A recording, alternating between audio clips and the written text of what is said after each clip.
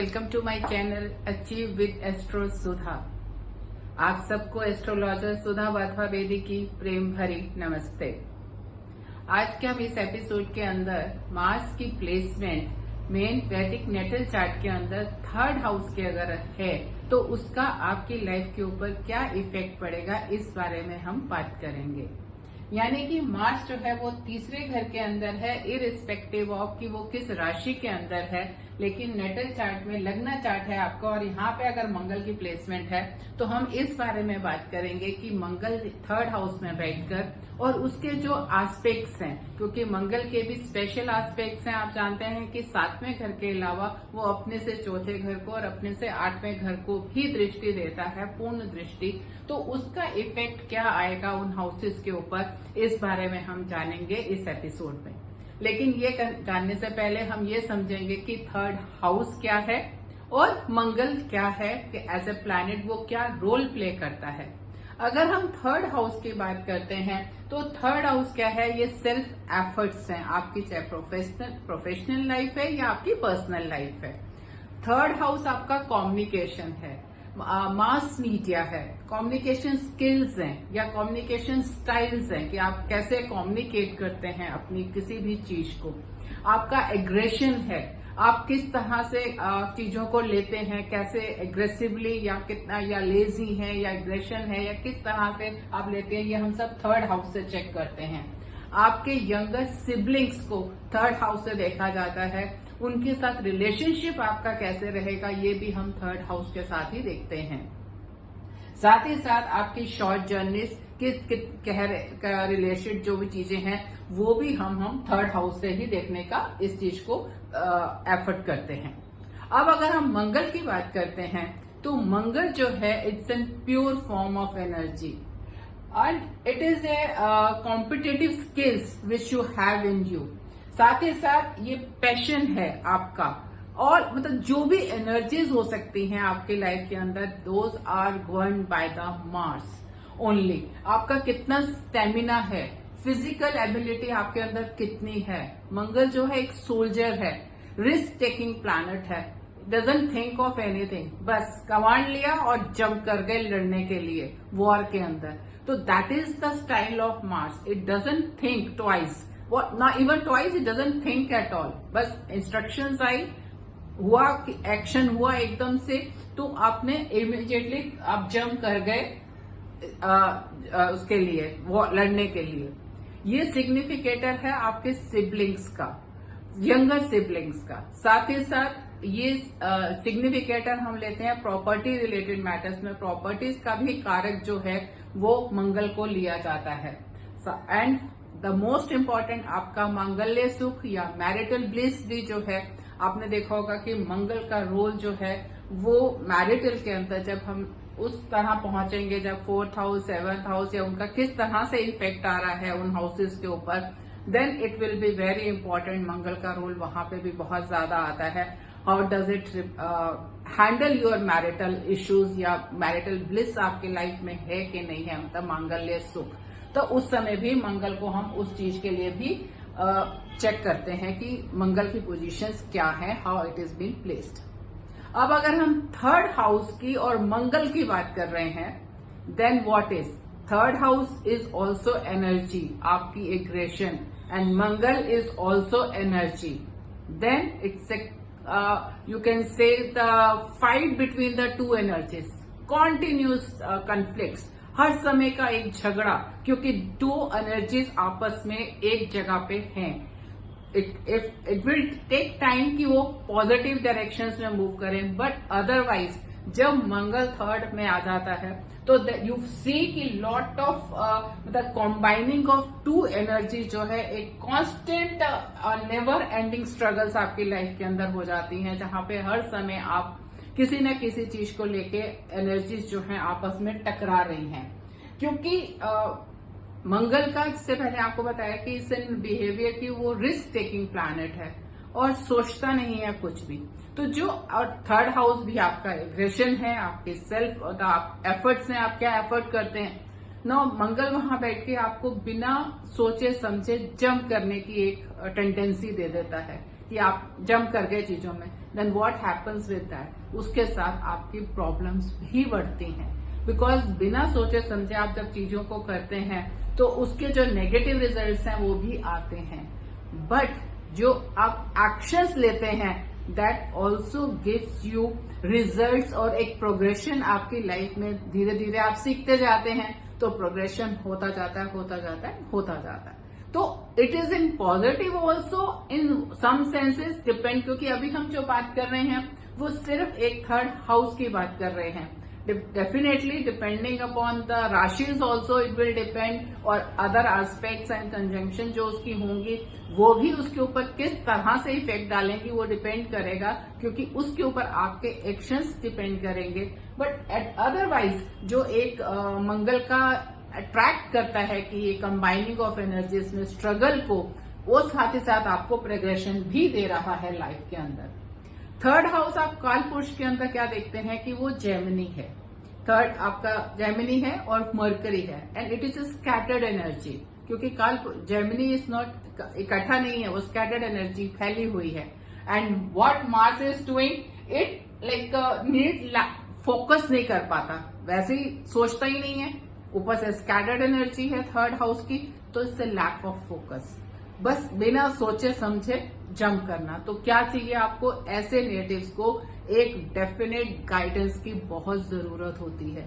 अगर आपका मंगल भी इस पोजीशन पे है देन यू विल सी कि मोस्ट ऑफ द टाइम जो आपके डिसीजंस हैं या आपके एक्शंस हैं, आप बहुत जंप करते हैं या फोकस नहीं होते किसी भी चीज पे, आप उसके बारे में पूरा डिटेल में नहीं समझ पाते और जंप कर जाते हैं। तो such natives need definite plans and guidance, ताकि वो कोई भी चीज, किसी का भी उनको सपोर्ट चाहिए, क्योंकि ऐसे सिचुएशन नेटिव्स के लिए जब मंगल थर्ड में बैठ जाता है, उनका लग्न लॉर्ड शनि एंड जुपिटर ये एक बहुत मेजर रोल प्ले करते हैं कि उनको अपनी लाइफ के अंदर क्या करना चाहिए, क्या रोड पाथ लेना चाहिए, क्योंकि एनर्जी है, आप उसे रोक नहीं सकते हैं, लेकिन आप उसका फ्लो डिसाइड कर सकते हैं कि where shall it move. That can be defined from your lagna lord, Saturn positions and Jupiter position, क्योंकि मंगल के अपने अंदर वो कैपेसिटी नहीं है। It is an action oriented planet, action लेना उसका काम है, उसको जंप करना है, एक्शन के लिए तैयार है, एनर्जीज हैं पूरी की पूरी, और थर्ड भी आपका एनर्जी है। तो वो एनर्जी का फ्लो किधर मूव करना है, उसके लिए आपको एक डेफिनेट गाइडेंस चाहिए, प्लान्स चाहिए, और वो जो चीजें हैं वो आपका शनि, जुपिटर और आपका लग्न लॉर्ड डिफाइन करेगा कि आपको क्या करना चाहिए लाइफ में, जिससे आपको पॉजिटिव रिजल्ट्स मिले। साथ में आपका, अगर हम अब इसकी बात करते हैं कि उनके एस्पेक्ट की मंगल की, तो हम ये देखते हैं कि मंगल का जो चौथा एस्पेक्ट है वो छठे घर पे आ रहा है। तो आपका छठा घर क्या है? छठा जो आपका घर है वो हाउस ऑफ एनिमीज है, एंड हाउस ऑफ लोन्स भी है, डिसीज भी है, एंड आपके कॉम्पिटिटर्स भी है। जब मंगल का एस्पेक्ट उसके ऊपर आ रहा है, the first positive aspect is कि आप अपने सभी एनिमीज को कॉन्कर कर लेंगे, जीत लेंगे। जो भी आपके अगेंस्ट आएगा, आप उस कंपटीशन है या आपका एनिमी आपके अगेंस्ट कोई भी खड़ा है, you will have a power to win over those enemies. लेकिन जो एक लोन सिचुएशन है, डेप्थ टेकिंग सिचुएशन है, that you will see like जो मंगल की 8वीं दृष्टि है वो 10वें घर पे है, और 10वें घर पे like it's an action oriented. आप क्या मतलब जो स्पेशली फॉर द नेटिव्स, जो लोग बिजनेस के अंदर हैं, व्हाट दे सी कि एट ए स्टेज जब मतलब आप काम कर रहे हैं, रिजल्ट्स नहीं आ रहे हैं, क्योंकि आपके एक्शंस बहुत फास्ट हैं, रिजल्ट उस हिसाब से आपको नहीं मिल रहे, maybe due to other reasons और something, then what they think कि लोन ले लें और फटाफट कुछ और काम कर लें। उनकी जो एक टेंडेंसी है लोन लेने की, वो बहुत उनको ट्रबल के अंदर ले आती है, क्योंकि एक तो एस्पेक्ट आपका 6th हाउस के ऊपर आ रहा है और दूसरा आपके 10वें पे आ रहा है। 10th रिजल्ट नहीं आने के ऊपर आपका जो ये रिजल्ट आ जाता है सीधा सीधा कि लोन ले लें, ये आपके लिए नेगेटिव हो जाता है। यहाँ पे जो नेटिव्स का मंगल 3rd हाउस के है उनको ये बहुत ही ध्यान रखना है कि वो लोन्स के अंदर कभी भी ना एंटर करें। तीसरा हमारा 3rd हाउस जो है वो सिबलिंग्स का मैंने आपको बताया। 3rd हाउस सिबलिंग्स के होने के कारण ऐसी सिचुएशन में जर्नली कारक का वहीं पे होने का is not a good sign. Generally you don't have the younger sibling. जो ऐसे नेटिव्स हैं उनका यंगर सिबलिंग्स जर्नली नहीं होते, और अगर यंगर सिबलिंग्स हैं तो एक कॉन्टिन्यूस कॉन्फ्लिक्ट्स रहता है, कॉन्फ्लिक्ट्स ऑफ आइडियाज रहते हैं, एक सिचुएशन कभी भी अच्छी नहीं बनती है। And it is seen many times कि ऐसे नेटिव्स का 9th के ऊपर एस्पेक्ट आ रहा है, प्रॉपर्टी का ये कारक है, 3rd के अंदर बैठा है, तो what the situation it is arising कि आपका सिबलिंग्स का फादर का प्रॉपर्टी को लेकर हमेशा इश्यू रहेगा। So if such natives have Mangal in their 3rd house, they have to see कि प्रॉपर्टी को अगर फादर के साथ इस तरह के इश्यूज हैं तो उसे सोच समझ के हैंडल करें, हेस्टी डिसीजंस ना लें, जंप ना करें, otherwise it is going to spoil their relation fully with their father and with the younger siblings. अब अगर हम इसका जैसे मैंने आपको बताया कि अगला हम 9th के ऊपर एस्पेक्ट देखते हैं, तो एंड फादर को देख रहा है, लॉन्ग जर्नीज है हमारे 9th हाउस, और शॉर्ट 3rd हाउस क्या है, शॉर्ट जर्नीज है। तो एनर्जीज क्या है, आपकी हर समय एनर्जी उसको एक्टिवेट कर रही है। तो मंगल वहां बैठ के ऐसे नेटिव्स को स्टेबल नहीं होने देता किसी भी जगह पे, उनको कहीं ना हर समय एक मूवमेंट पे रखता है, क्योंकि एनर्जी तो फ्लो कर रही है वहां पे। तो जैसे कुछ टाइम निकलता है दे नीड कि नहीं हमें कहीं मतलब लॉन्ग ट्रेवल्स पे जाना है, शॉर्ट पे जाना है, तो कॉन्टिन्यूस उनका जो एक मूवमेंट रहता है लाइफ में जो उनको स्टेबिलिटी नहीं देता। साथ ही साथ 10वें के ऊपर जब उनकी ये दृष्टि आती है तो इट इज सीन कि जो ऐसे नेटिव्स हैं उनकी अपने सीनियर्स के साथ, बॉसेस के साथ एक काइंड ऑफ प्रॉब्लम्स रहती हैं, इश्यूज रहते हैं, कन्फ्रंटेशंस रहती हैं। यहाँ पे इट इज इम्पोर्टेंट कि अगर आप एक ही मतलब स्टेबल रहते हैं, एक ही जॉब को फॉलो करते हैं, then you make your position there और आप एक कनेक्शन बना पाते हैं। लेकिन अगर आप बार बार चेंजेस कर रहे हैं अपनी जॉब्स के अंदर और नए लोगों के साथ काम कर रहे हैं, then this is going to have literally problem कि आपको हर समय एक कोई ना कोई इश्यूज यहाँ पर रहेंगे। तो क्योंकि फेवरेबल रिजल्ट्स आपको एनर्जीज आ रही हैं 8th हाउस की, और उसके प्रोफेशन के ऊपर आपको अगर फेवरेबल रिजल्ट्स नहीं मिल रहे हैं तो आपको हर समय का एक कॉन्फ्लिक्ट रहता ही रहता है। साथ में 6 के साथ होने से लोन्स का जैसे मैंने आपको बताया इश्यू है, और ऐसे सिचुएशन के अंदर रिस्क टेकिंग प्लैनेट है आपका मंगल। आपको लॉन्ग टर्म इन्वेस्टमेंट्स के अंदर इन्वेस्ट करना चाहिए, शॉर्ट टर्म इन्वेस्टमेंट से दूर रहना चाहिए। ट्राई टू बी स्टेबल, एक ही जॉब में कोशिश करिए ताकि आपकी रोज रोज की अपने बॉसेस के साथ एक कन्फ्रंटेशन ना रहे, यू मेक ए इमेज और एक अच्छा आपको लिंक मिले।